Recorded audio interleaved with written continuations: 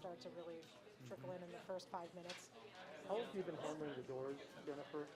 I haven't usually been close here. these, Yep.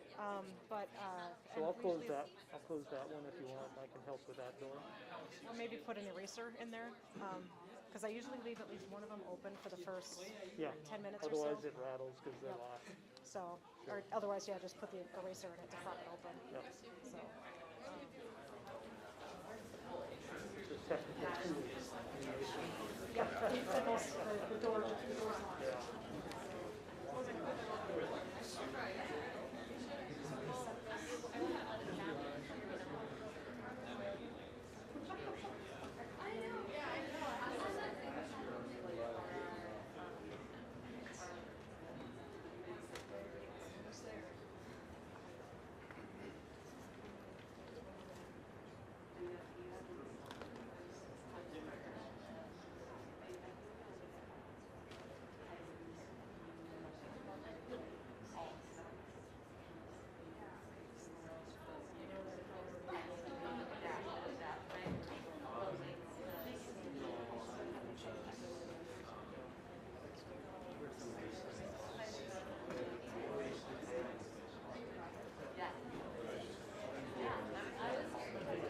Okay.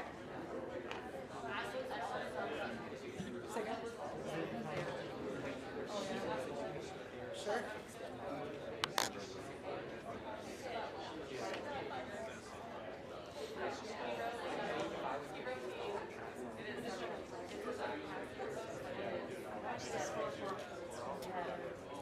A few seconds yet. All right, there we go. Hello. So thank you, everybody. First, I'd like to say hello to everybody and just greet you. Thank you for being here today. Today you are here to see Greg Kazmierski, now Chair of the Natural Resources Board. This is part of our seminar series, The History, Successes, and Challenges in Natural Resources Decision Making. This is the second to last seminar in our series, and so before we get started, I'd like to go through a couple of acknowledgments. Pardon me. So first of all, I'd like to thank the College of Natural Resources for helping us, or for allowing us to put this on and for helping us coordinate this. This is part of we always like to have, this is this College of Natural Resources Spring Seminar Series. So this is always we try to have a series that's broad and interdisciplinary, and so we'd like to thank the College of Natural Resources for their assistance with this. And also our director, Scott Hengstrom, is a UW Extension Specialist, and so most of what we do is designed to help bring natural resource science to the public and to professionals alike. So I'd like to thank them for their efforts as well. And also, this is something we like to do every time we have a public gathering of any kind. We recognize the University of Wisconsin-Stevens Point occupies lands of the Ho-Chunk and Menominee people. Please take a moment to acknowledge and honor the ancestral Ho-Chunk and Menominee land and the sacred land of all indigenous peoples. So finally, I'd like to, we have one final seminar in this seminar series, and it is next week, Wednesday, same time, same place, both through, in the room here, TNR 170, and it'll be available through live stream. That's with John Greendeer. He's a health and wellness coordinator for the Ho-Chunk Nation, and he's going to be talking about environmental policy and a seat at the table, so to speak, so decision making from the tribal perspective. So please join us for that.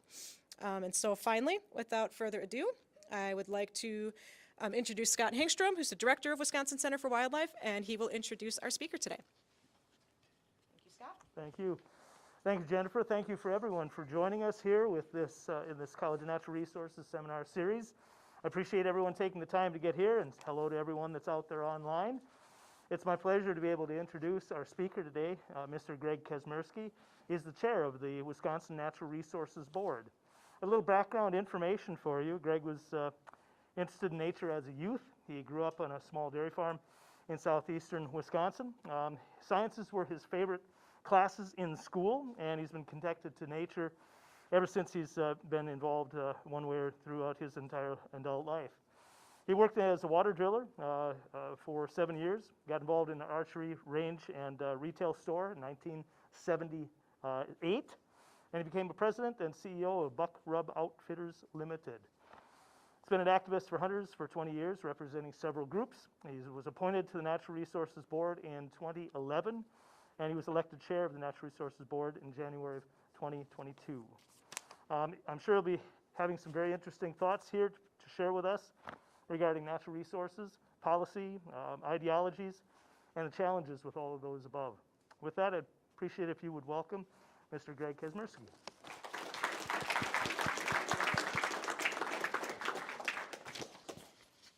Oh.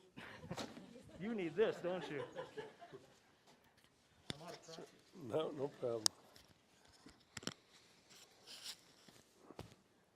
Okay, so thank you very much for attending today.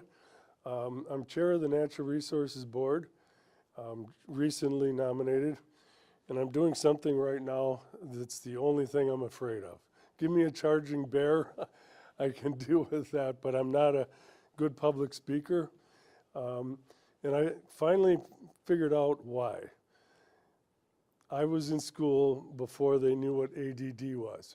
So I figure I'm a 50-year-long victim of ADD, so I apologize if I'm going off on tangents now and then, but we'll do the best we can.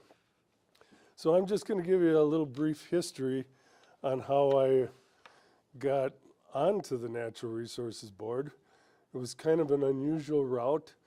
I was an activist in representing numerous hunting groups over the years, including lobbying, although it can't really be classified lobbying because you get paid for that job.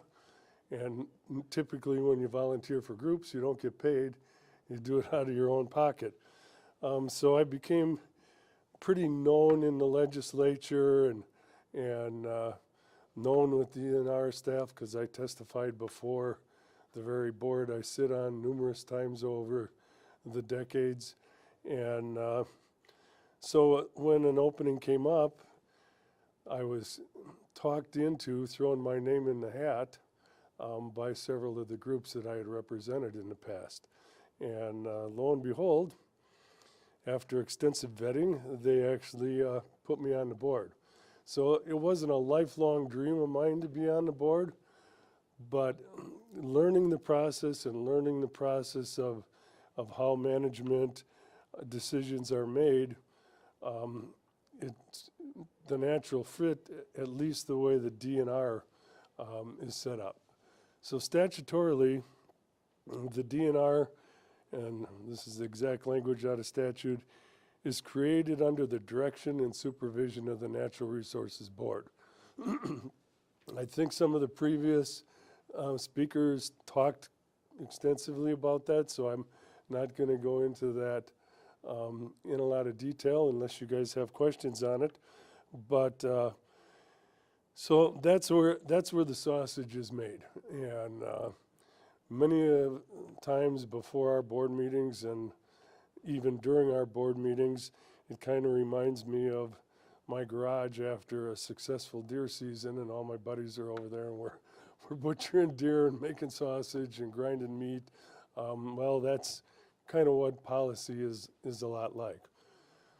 So what I've noticed over time is that there's so many political interests involved in natural resources decision making, probably more so than any other area. And that's not Democrat and Republican politics. It's politics from special interest groups that are all fighting to get their way. Some of them have expensive paid lobbyists and groups you wouldn't think would, but they do. Other ones, it's volunteers that come and speak before the board. And the hard part of setting any of that policy is hearing from the folks. And we have a unique system in this state with the Natural Resources Board.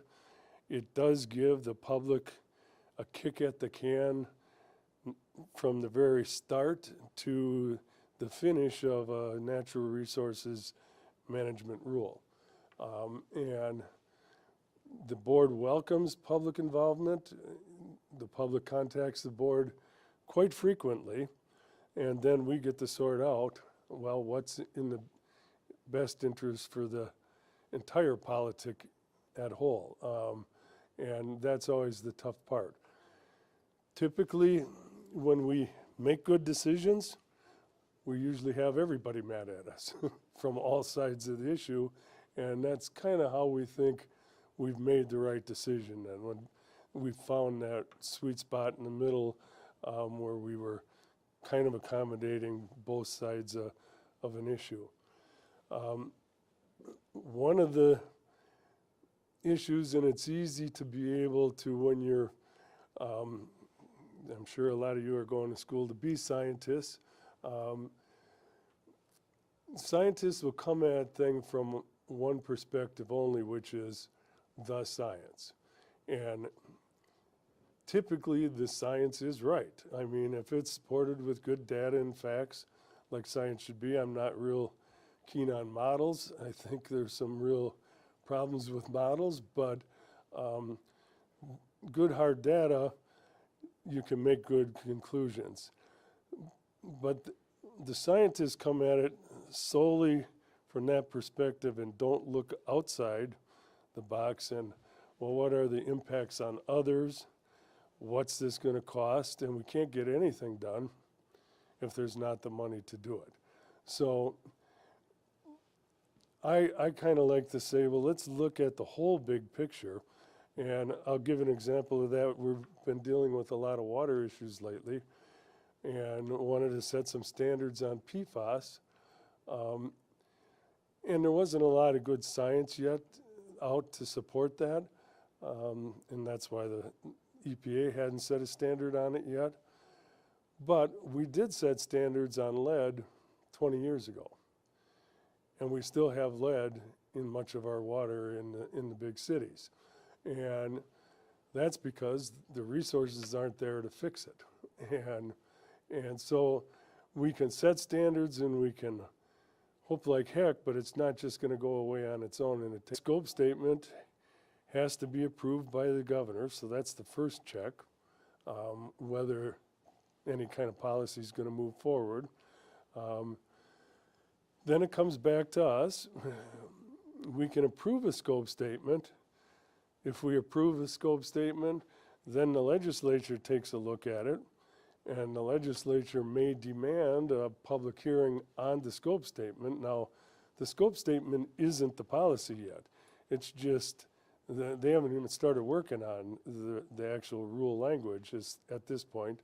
It's just the subject that they want to work on. So if the legislature approves it, or like they oftentimes do, well, let's put that scope statement out to public hearing to see if the public really wants the department going in that direction. And then after the public hearing, then it comes back to the board and back to the governor, so they have a kick at that can again if they want to scrap the idea or keep moving it forward. And then the rule process can begin, and then the department staff begins to draft that rule and the language for the rule, and we hope that they're bringing it back to us when we have to vote on the rule, that it meets all the statutory requirements, all that kind of stuff. Then that rule goes out for another public hearing, the rough draft of that rule, basically, what it's going to cover. And then the public weighs in again.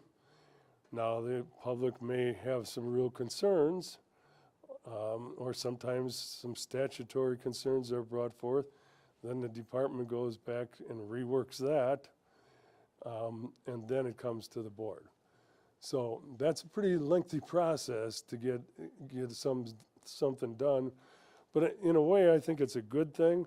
What we're dealing with, we try to deal with stuff way out in front. If the board does then pass the rule, and the board has the ability to make amendments to the rule or change the rule or drop something out of a rule before we pass it, then it has to also get approved by JCRAR, the Joint Committee for Review of Administrative Rules, in the legislature before that rule goes into effect. So there's a lot of checks and balances on any kind of rule that's made, administrative rule that's made, but that's the process for the Department of Natural Resources. So the public gets many kicks at the can along the way, and I think that's a good thing, but not understanding the process, you don't know when it's time to insert yourself. Legislation across the street at the Capitol, that's a little different. They draft a bill, it goes to committee, they have a hearing on it, the public's invited to show up to that one hearing, and if the committee kicks it out to be voted on, it's voted on and it's done. But our process is a lot more convoluted, and that's built in that way by design because none of us are elected officials. We don't get paid for our job. So it helps ensure that we do the right thing for our natural resources. So I kind of wanted to do a little exercise today that involved you guys. And I want you to pass a rule in this room today. And I picked a really controversial one that the board dealt with just recently, and that is to set the wolf quota. There were all kinds of different directions coming at us when we had to make that decision. So if I could get a little show of hands, and don't be embarrassed, because the board's used to listening to it all. Is there anybody that thinks we should not have a wolf hunt in Wisconsin? Okay, all right. So you guys are going to be on one side of the issue, okay? Is there anybody that thinks we should manage our wolf population? Okay, see how divided it is? It's about 50-50, okay? Is there anybody from the ag community that has had damage to their cattle or their sheep from wolves? Well, there's an underrepresented group, and we have that all the time too. So we have to consider them even though they're underrepresented here. So I'll give you a little background on wolves so that you know where you're coming from when you make your arguments, because you're going to be the board members making your arguments, or the people testifying. So currently Wisconsin's wolf management plan has a population goal of 350. There were studies done at the time when they put together the management plan, and the biological carrying capacity assumed with the deer population there was at the time was 500 wolves on the landscape.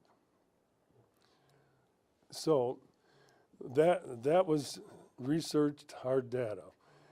That 350 came out of the wolf management plan, which goes through that whole kind of process that we do.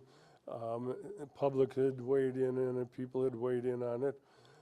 They were considering the science, but there's another side of the element they have to consider, and that's the social impacts. So wildlife management is kind of like a three-legged stool. It's the habitat, the animals, and the social. Without one of them, the stool tips over, okay? So the animals are going to tell you a lot when you look at their health conditions, their reproductive capacities and rates, and they're going to kind of tell you if they're over their biological carrying capacity, if we study it. The habitat, which in the case of wolves, what's important to wolves is deer, but is there a good enough habitat to support the deer? See how entangled this begins to get? All right, so the department we had 1,000 wolves on the landscape when they brought this to us. with a quota of 138 or something like 138 animals. Their reproduction rate is about 20%, so the population, so they would have about 200 new wolves on the landscape before that hunt would have come up. And the department brought forth a quota of 128. So that was questioned by the board, why such a low quota when the population goal is 350, the biological carrying capacity is 500, we're at 1,000, and you didn't provide a quota big enough to even reduce the population.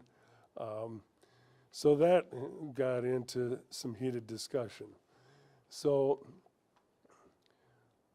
ultimately what the board did is a motion was made to set a quota at 540 wolves.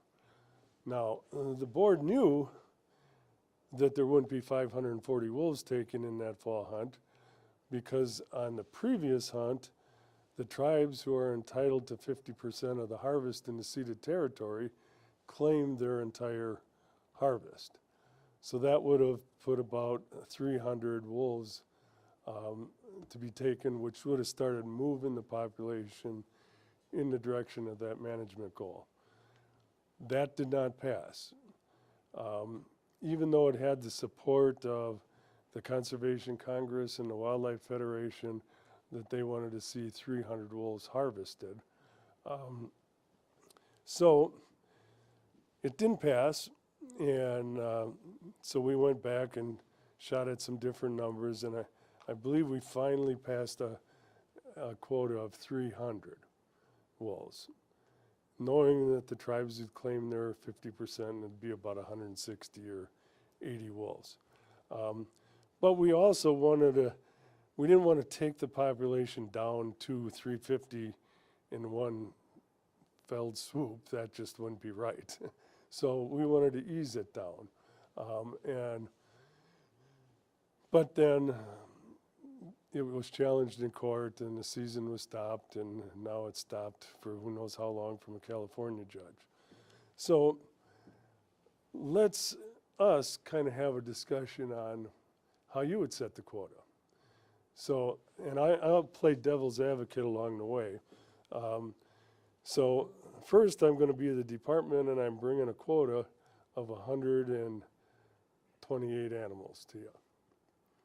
Anybody have a problem with that? How about your management guys?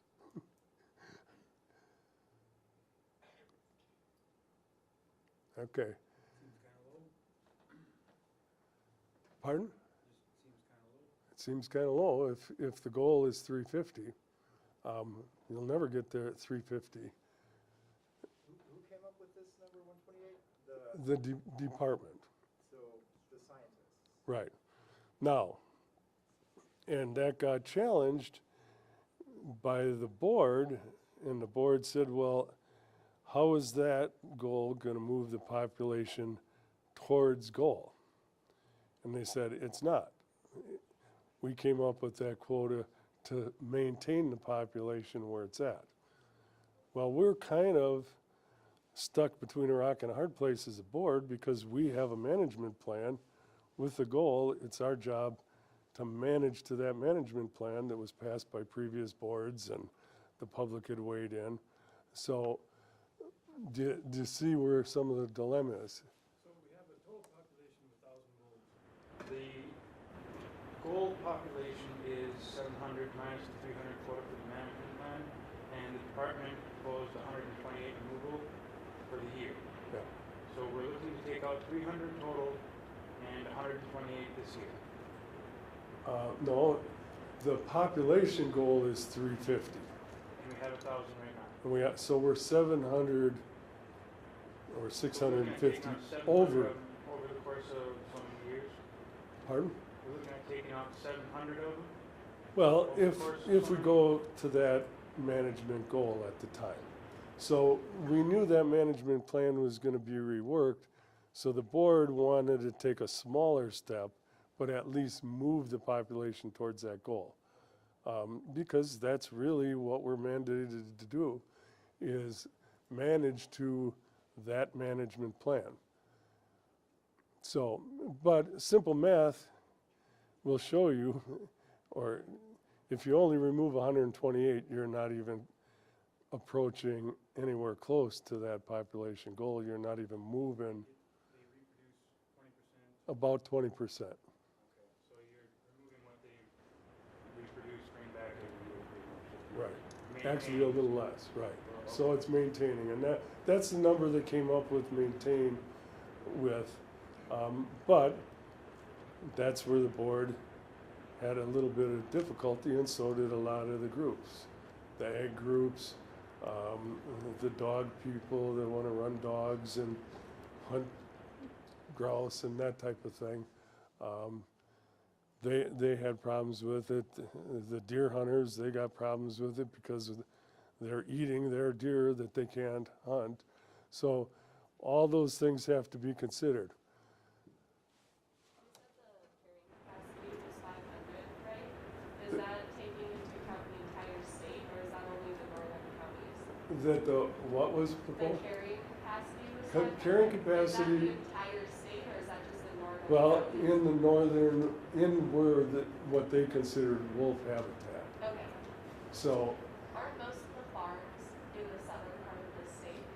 they are, but there's farms in the northern part. Absolutely, for sure. And so one of the things that happens, and there's data to show it, as that wolf population was growing above what they determined to be the carrying capacity, now there's more egg claims. Now there's more dog depredation. And that's statistically shown that that's been going up, which it just stands to reason. There's more of them on the landscape. So wolves are really controversial because they are an apex predator. It's hard for wolves and humans and agriculture to all live on the same place at the same time. But it's believed by many that we, at the right number, we can tolerate both ends of it. Go ahead. Sir, are you aware of any reason why the management plan calling for 350 was set at a number less than the carrying capacity? And that was the social side of it. So that's that three-legged stool I was talking about. So at the time they were putting that together, there were a lot of counties that had resolutions in that said we don't want more than 350 in the state, quite a few counties. And so they knew there was some social pushback to carrying them right at 500. So that's what number was compromised on in the sausage making of that management plan. So now the management plan's being reworked as we speak, and maybe a different number will come out of there. I think people have understood now. I remember there's always unintended consequences with anything that happens. For example, when we were trying to get wolves established on the landscape, many of the roads in northern Wisconsin got closed because it was believed wolves have to have this secluded place where humans never enter, and that's where they're going to live out their lives in peace and harmony. Well, we know better than that now because they've scattered all over and they don't seem to have a concern with roads or living where people are living. So that's the other thing about science. It changes over time. And the way you find out is by gathering data, collecting data, and coming up with new conclusions. And science should always be challenged, in my opinion. We should always be challenging science. That's what's going to give you guys future jobs. So, is challenging that existing science that's out there. So I saw some more hands. Go ahead, sir. Speaking of unintended consequences, Wisconsin has had a historically pretty poor record with managing our wolf population. I mean, last time we authorized a wolf hunt, for example, we far exceeded the quota in terms of the estimates of how many wolves were killed.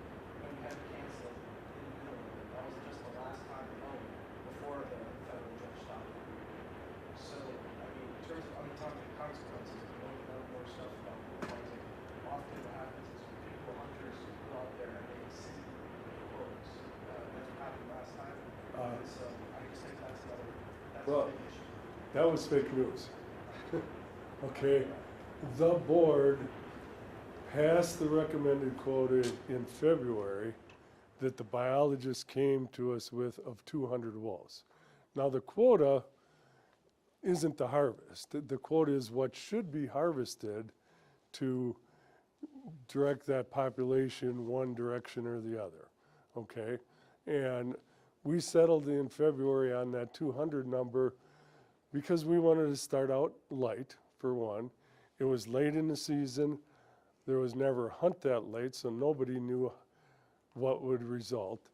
We didn't know whether they'd fill it in 3 days or whether the season would run out before they got any, because there's never been a hunt run during that time.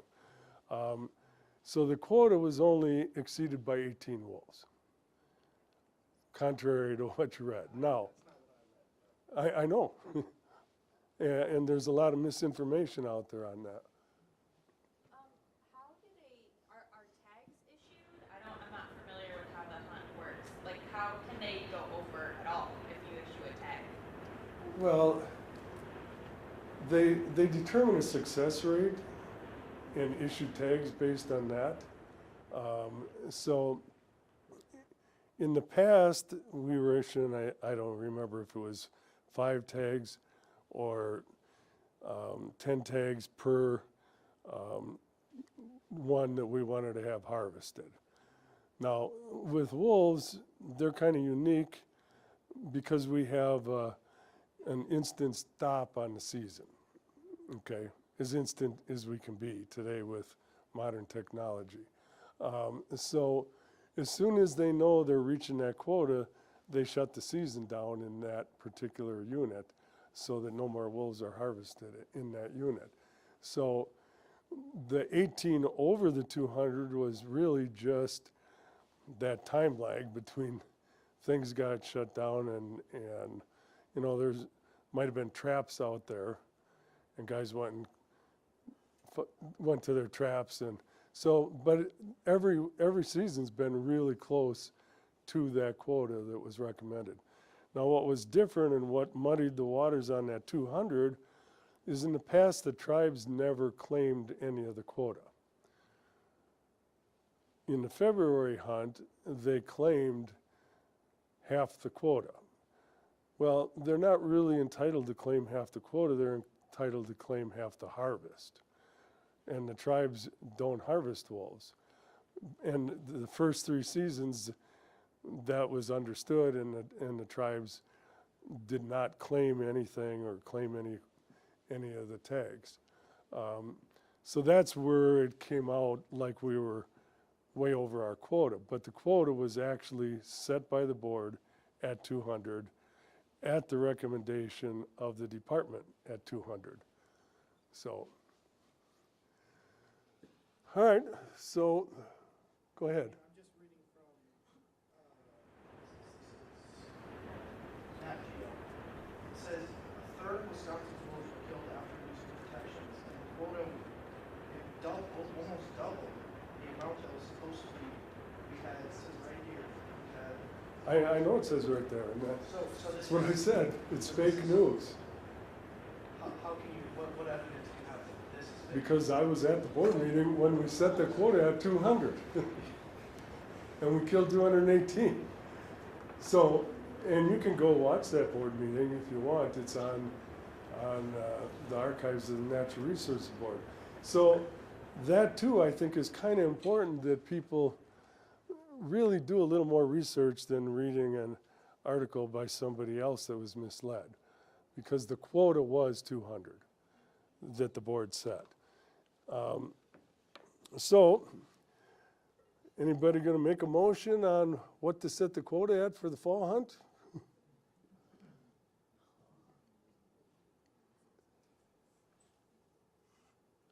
I'll make a motion. Okay. I find that the deer population in Wisconsin is notably excessive. Therefore, I move we eliminate 0 wolves. Okay.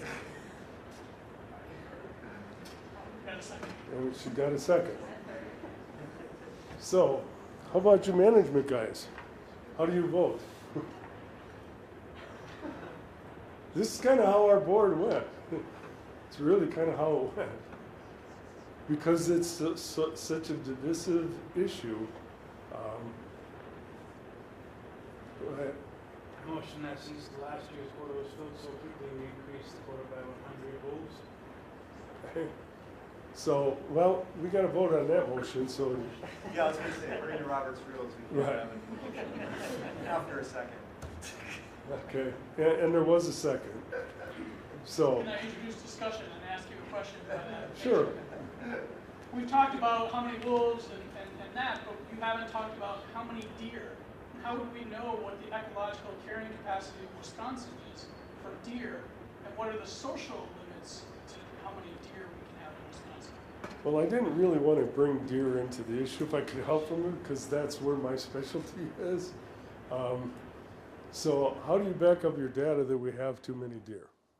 Car vehicle accidents, homeowner complaints, and a 50% reduction in biodiversity of plants across the state of Wisconsin by overbrowsing of deer. And do you have data to support that? Yes. Because deer car collisions are down dramatically from the high point in the early 2000s. Harvest is down dramatically. Buck kill is down dramatically. So that means the management we were doing then to reduce the deer herd was effective. In the northern counties where the wolves are, that buck harvest is a fraction of what it used to be. So to me, that's the canary in the cave that, gee, maybe our deer populations are being over-impacted with harvest and the pressure from predation. And that's part of what was supposed to happen in the deer management plan. Let's get out there and let's do browse surveys and see if there's enough habitat for the deer and if the deer are really impacting the habitat. That hasn't been completed yet, but it's pretty hard to make a blanket statement that there's too many deer without the data. Go ahead. And in fairness to the deer, citing the number of deer vehicle collisions might also be an indication that we have too many vehicles in the habitat. And that's it. And so vehicle car collisions and deer and wolves or anything else should be measured by miles traveled, million miles traveled. That isn't the way it's done right now. They just take a blanket number in a county. This is how many were reported hit. And oh, look, it went up because it went up 3.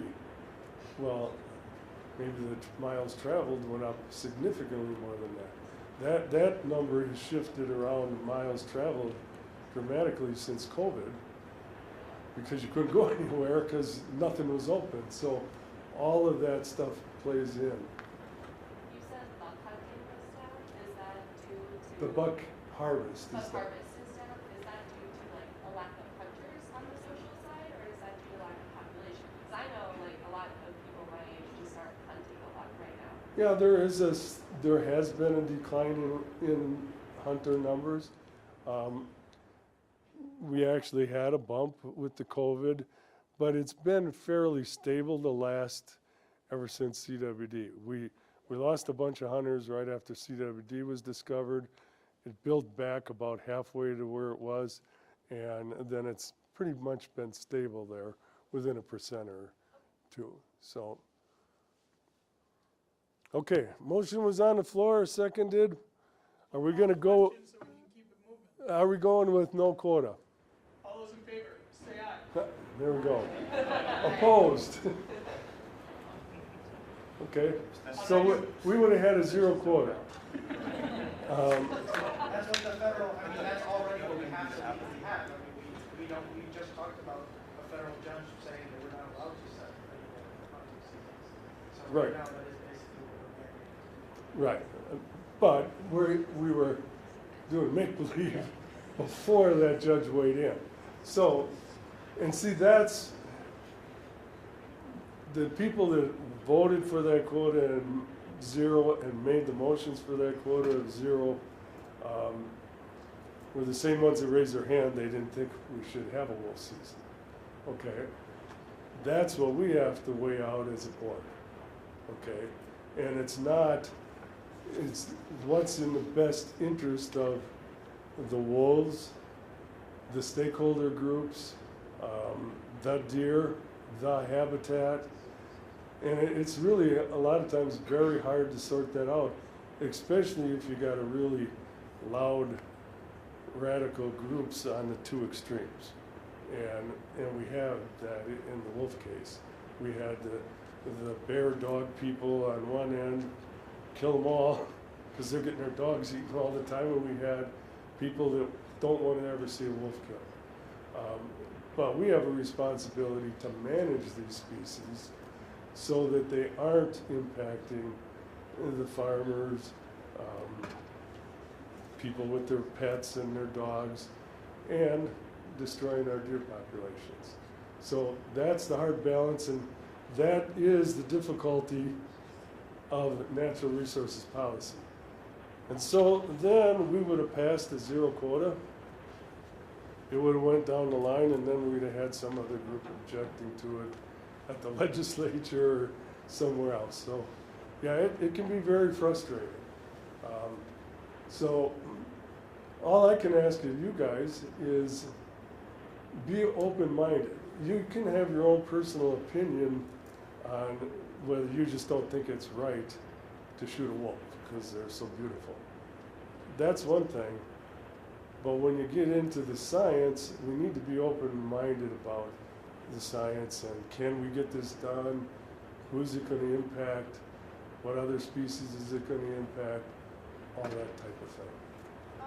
How many people are on the board, and what does it mostly look like? What are people's backgrounds on the board? Okay, so it was designed as a citizens board. There's 7 people on the board. They're appointed by governors. There's 6-year terms. I'm on the tail end of my 2nd term. And well, for our board right now, we have a dentist, myself, and I primarily got on the board, I think, because I could translate Bubba. So, and because I am one, all right? So, and communication is really important. If you go at the public that you're trying to regulate and you're talking like a college professor, you're not communicating. They're not getting it. You need to know how to speak Bubba too. So that's another thing that I would work on is what are those communication skills? I had a college professor tell me a few years back, he said, academics talk to impress rather than to inform. And he was one of them. So we need to learn how to speak the language because if you want to get something through, you may be presenting to legislators that don't know the first thing about science. So you have to find a way to communicate your point, not scientifically to impress them, but so they understand it. And so that's how I think I got on the board, is just to be the translator up there. I saw another hand. Go ahead. How does that, because I know, you guys all come from different backgrounds and everything, but how do you keep the board relatively unbiased in situations? Well, My understanding of the board is supposed to be this kind of overall taking everybody's interests into account and then coming up with the best narrative with all 3 of those legs of the stool, right? right, and we just went through that exercise. Right. Okay, and that's the difficult part. Everybody has biases, okay? And everybody's a special interest, period. So I hate it when I hear, oh, the special interest got their way, or this. Everybody's a special interest, and you come at it from your own angle. So that is the hard part about setting policy on the board is, okay, we know these guys over here don't want any wolves harvested.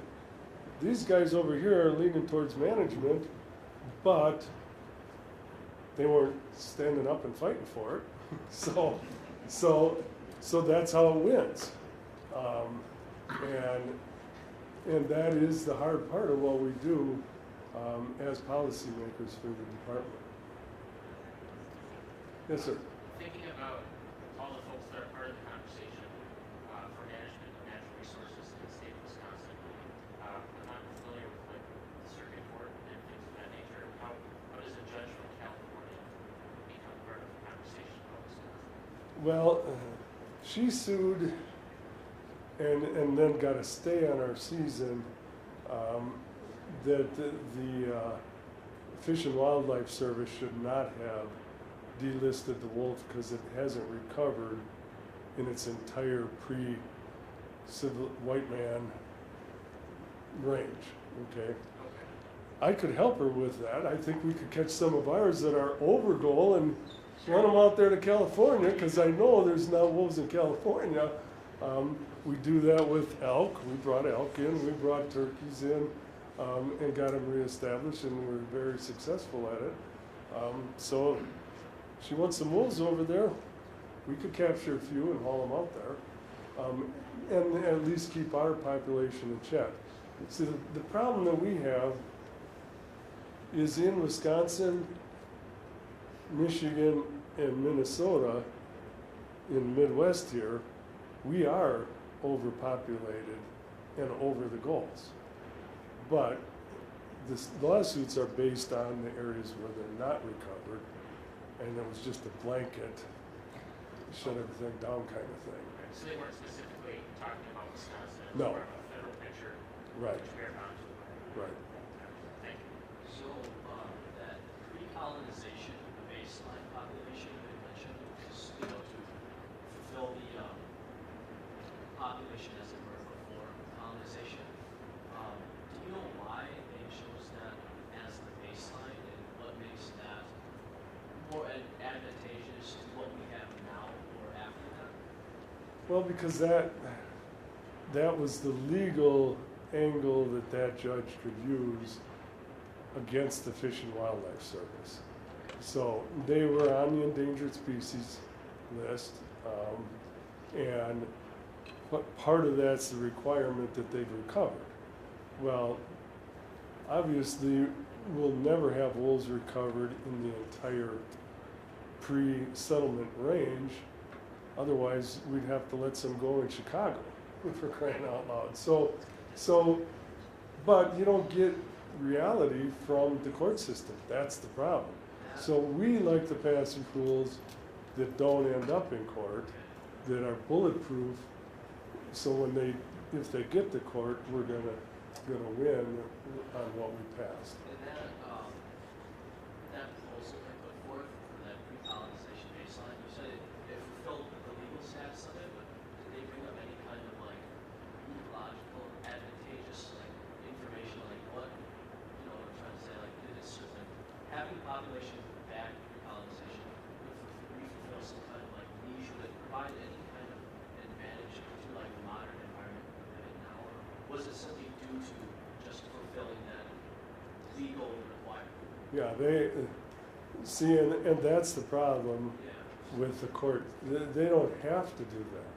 They can just stop it, put it back on the endangered list, and that shut everybody down, except for 3 western states that statutorily were taken off the endangered list. That's what Wisconsin and Michigan and Minnesota are trying to do right now, is get a statute passed to get us off. Because frankly, we shouldn't live with an overpopulation of wolves because Iowa doesn't have them. See, that's how I see it. And those are flaws in the Endangered Species Act that just, anytime attorneys can find little open doors, that's where they try to go. And then you get a judge that's ruling on emotion instead of the law and practicality, and then you have a problem. So going off of what you just said, your argument really isn't with the court system. Your argument is with the entire basis of the Endangered Species Act itself. Not the entire Well, basis. because you just said we should be able to manage it, not based on what some judge says in California, but the entire idea of the Endangered the states should not be allowed to manage their own populations of endangered resources. So that's why we have things like the Endangered Species Act to prevent hunts from happening, which exactly just happened last time. And that's a great argument. No, last time bounties were put on wolves because society at that point in time wanted them off the landscape. So society has changed now. We want to try and coexist with wolves, but let's coexist at a reasonable level. But no, the Endangered Species Act, I'm not against the Endangered Species Act at all. I'm against frivolous lawsuits to tell the Fish and Wildlife Service to put them back on because they haven't been established in Illinois yet. To me, that doesn't hold water. And so why, instead of us looking at what the Endangered Species Act did, and it brought back wolves in many states in the northern United States, that's a wonderful success story. Can we be happy with a success story? Do we have to always go to the other extreme? And I think you were given a presentation on the North American model, but the wolf in Wisconsin statutorily was made a game species.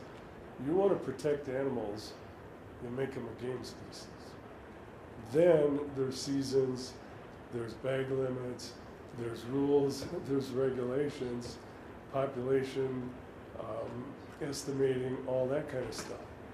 But if it's a free-for-all, and that judge just created a free-for-all because we got the shoot, shovel, and shut up crowd out there that's saying, look, federal judge in California is not telling me what I'm going to do on my farm.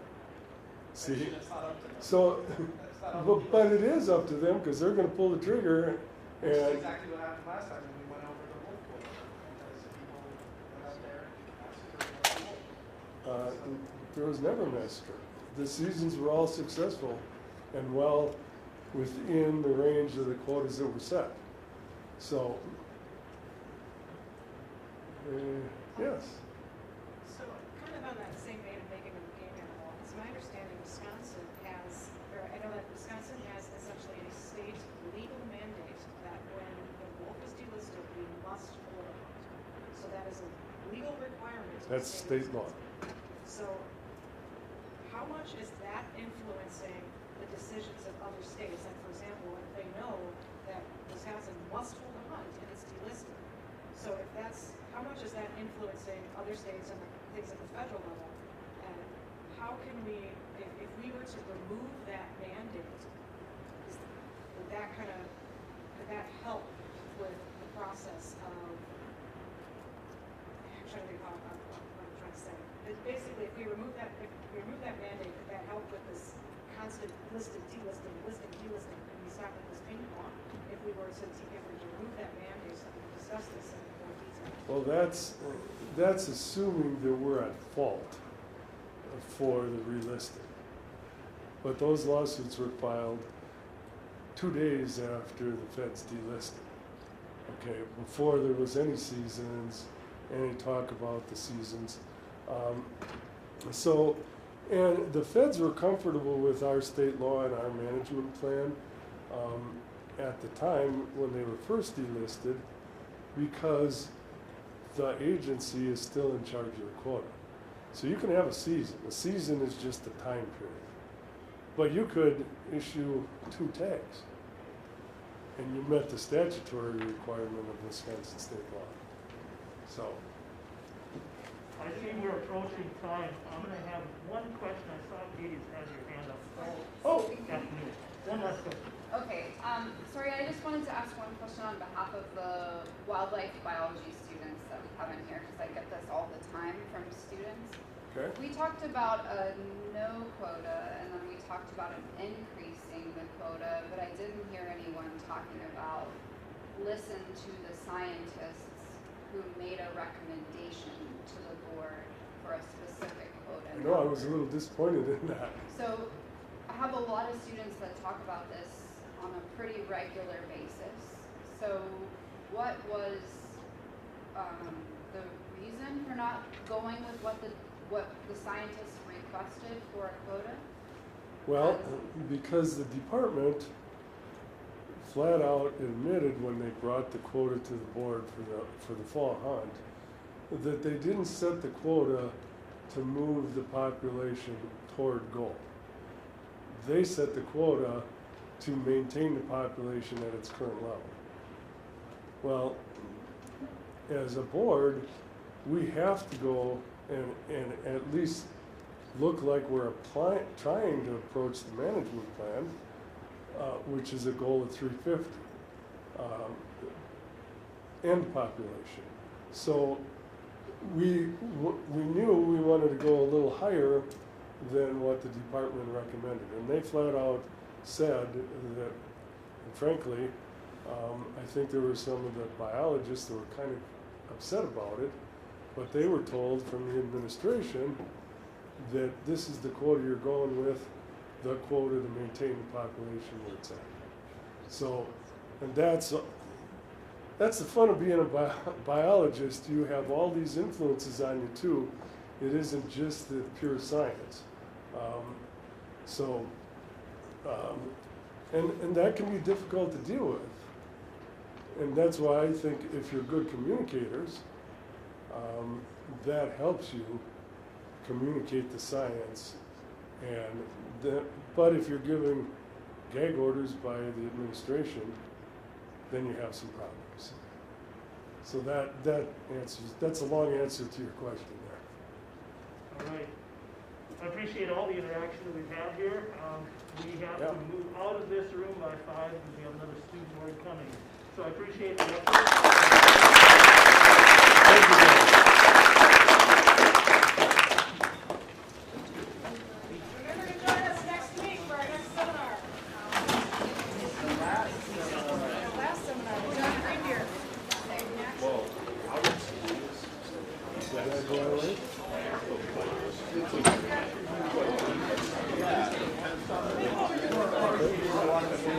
Thank you.